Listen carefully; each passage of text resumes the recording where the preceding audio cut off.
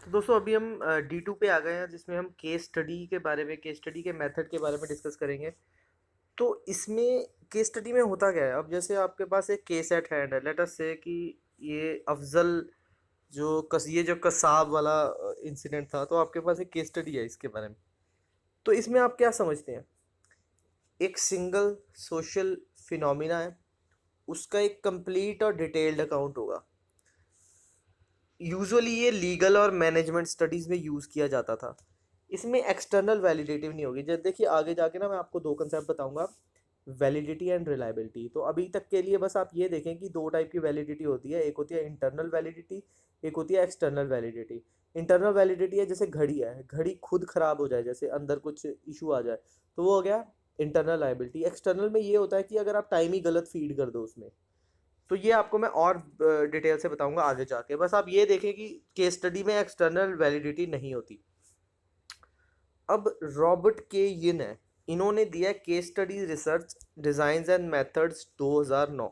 इन्होंने 5 टाइप की case study बताई है। एक तो क्रिटिकल केस स्टडी होगी, मतलब किसी चीज़ के बारे में स्टडी है, उसको आप क्रिटिक कर रहे हो। फिर अभी तक किसी फील्ड में ना अभी तक कोई केस स्टडी आई नहीं है, तो फिर आप क्या कर रहे हो, यूनिक जो भी केस स्टडी बनाओगे वो यूनिक होगी। फिर है रेवलेशन, मतलब कुछ ऐसे है कि आपने, जैसे कैथोलिक्स या फिर प्रोटेस्टेंट एथिक्स हैं, तो उनके बारे में आपने कुछ केस स्टडी की कि वो करते क्या है, तो एक रिवील कर रही है एक चीज़ को। फिर होती है लॉन्गिट्यूडनल, जिसमें आप क्या करते हो, एक टाइम पीरियड चूज कर लेते हो, जैसे 10 साल का। हर एक साल बाद एक पर्टिकुलर टाइम पीरियड में जाके ऑब्जर्वेशन कर लेते हो और केस केस स्टडी बना देते हो।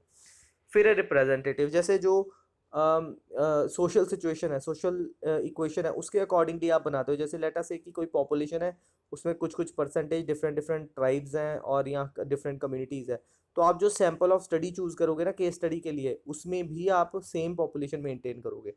तो वो एक तरीके से representative of actual social social situation होगा। तो पहला नाम क्या याद करना है? रॉबर्ट। इसको याद कैसे कर सकते हैं, अब आप ये देखो ना। अब मैं तो ऐसे याद करूँगा, क्यूलर। जैसे कॉलर होता है ना, तो क्यूलर। C for critical, U for unique, R for revelatory, L for longitudinal, then R for representative. तो मैंने तो ऐसे याद करूँगा, अब आप देख लें कैसे याद करेंगे। तो दूसरा नाम जो इम्पोर्टेंट है वो है टिम मे का। तो इन्होंने दिया 2011 में, social research issues methods and research 2011। तो इसमें इन्होंने कहा है कि मोर जो केस स्टडीज़ का होता है ना, मेन एम्फेसिस वो कॉन्टेक्चुअल नेचर होता है, कि सोशल लाइफ की कॉन्टेक्चुअल नेचर क्या है, और वो उस कॉन्टेक्स्ट के ऊपर डिपेंड करेगी। तो आप इसको कैसे अप्लाई कर सकते हैं, जैसे कॉन्फ्लिक्ट है कि जी दो कम्युनिटीज़ आपस में लड़ गई, तो उसकी केस स्टडी कर लो साबित करने के लिए कि क्या, किस तरीके से हम इसको रोक पाएँ। या फिर राइट्स हो जाएंगी, जैसे ये गोधरा राइट्स थी, एक्सीडेंट्स हो जाएंगे रोड्स पे, तो आप वहाँ पे एरिया पे जाके करोगे, लोगों से पूछ पूछ के कि यार हमेशा रेगुलरली यहाँ पे होते थे या नहीं। तो अब इनके हम ना थोड़े से डिटेल में इनके वो देख लेते हैं कि बेनिफिट्स एडवांटेजेस क्या होते हैं और डिसएडवांटेज क्या होती है। तो एडवांटेजेस में तो ये आ गया ना कि आप ह्यूमन बिहेवियर को, जैसे एक्सीडेंट स्टडी कर रहे हो, तो आप ह्यूमन बिहेवियर को प्रॉपरली अंडरस्टैंड कर सकते हो। फिर आप जो भी थ्योरेटिकल पहले की एजम्पशन होगी कि लेट अस से कि आप ये देखोगे कि इस इलाके में एक्सीडेंट हो रहे हैं, जरूर लोगों की ही गलती होगी। तो आफ्टर केस स्टडी आपके पास एक नई चीज़ ओरिजिनेट होके आएगी कि सिर्फ लोगों की गलती नहीं है, इसमें रोड पे ये जो है ही डार्क स्पॉट, कि जहाँ पे मतलब लोगों को दिखता नहीं है दूर से, तो इसलिए होता है। तो डिसएडवांटेज क्या है कि आप ना मतलब पहले से ही कंक्लूजन बना के जाते हो कि हाँ यार यहाँ पे एक्सीडेंट हो रहा है, तो लोगों की ही गलती होगी, लोग देखते नहीं होंगे, या फिर यहाँ पे कोई ठेका है तो लोग दारू पी के चलते होंगे। तो पहले से ही आप कंक्लूजन बना के लेके जाओगे। और फिर अगर आप एक एरिया पे ये स्टडी कर लोगे एक्सीडेंट स्टडी, तो आप कैसे उसको दूसरे किसी एरिया में अप्लाई करोगे, बहुत डिफिकल्टी होगी। फिर आप सिर्फ वही डाटा कलेक्ट करोगे, जैसे लेटा से कि मुझे गाड़ियों का ही होगा कि मैं गाड़ी चलाता हूँ, तो मैं सिर्फ गाड़ियों का एक्सीडेंट डाटा कलेक्ट करूंगा, मैं मोटरसाइकिल का तो करूंगा ही नहीं, चलने वाले पेडेस्ट्रियन का डाटा करूंगा ही नहीं।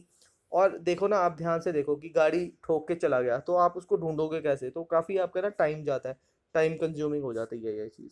तो ये आप लिख देना, इसमें सिर्फ दो ही नाम है लिखने वाले, तो ये बेसिकली ना 10 मार्क में आएगा। तो 5 मार्क इसमें डिनोटेड होंगे केस स्टडी को, तो वो आप लिख दे।